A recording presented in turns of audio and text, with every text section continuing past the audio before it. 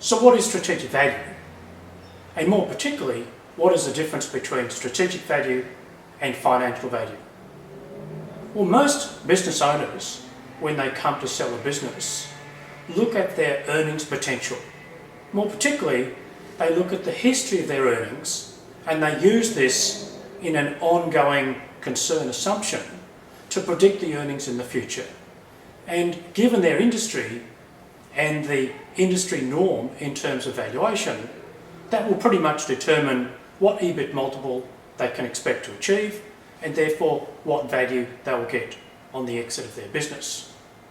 However, another form of value is strategic value.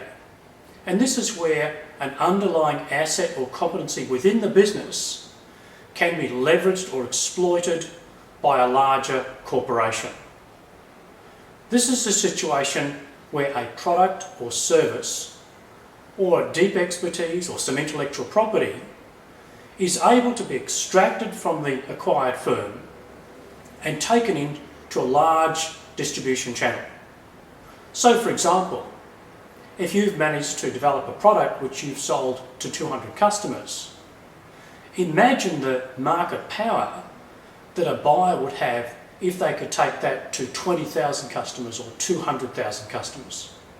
So the nature of strategic value is the impact on the buying company, not what the selling company can do with the asset or competency. And if the buying company is large enough with the right capability and the right capacity and can take a product or service to a very large marketplace quickly, they can generate staggering revenue numbers and profit from the acquisition. So it's not the ability of the selling company to generate the revenue, it's the ability of the acquiring company to generate large revenue gains through their own distribution channel. Another form of strategic value is where an asset or competency within the selling organisation solves a serious problem for the buyer. Maybe there's a problem or an impediment or a difficulty or a market penetration problem that the buyer has to solve, and by acquiring a smaller company with the right asset or competency, they can overcome that problem. In some cases, the buyers are lucky.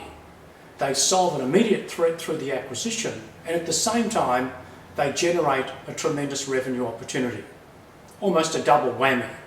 And it's those selling companies that typically achieve very, very high values, many times revenue, staggering numbers of EBIT. Also with strategic value, the selling company is not valued in any conventional revenue or net profit formula. Someone, for example, in biotechnology that has discovered a drug may not have any revenue generated at all. But when they sell out to a large pharmaceutical company, it's the distribution channel and the market power of the distribution channel which creates the revenue opportunity, which equates back to strategic value in the sale. So when you look at your company, look at the assets or capabilities that you have which could be exploited by a very large corporation. That's the basis of strategic value.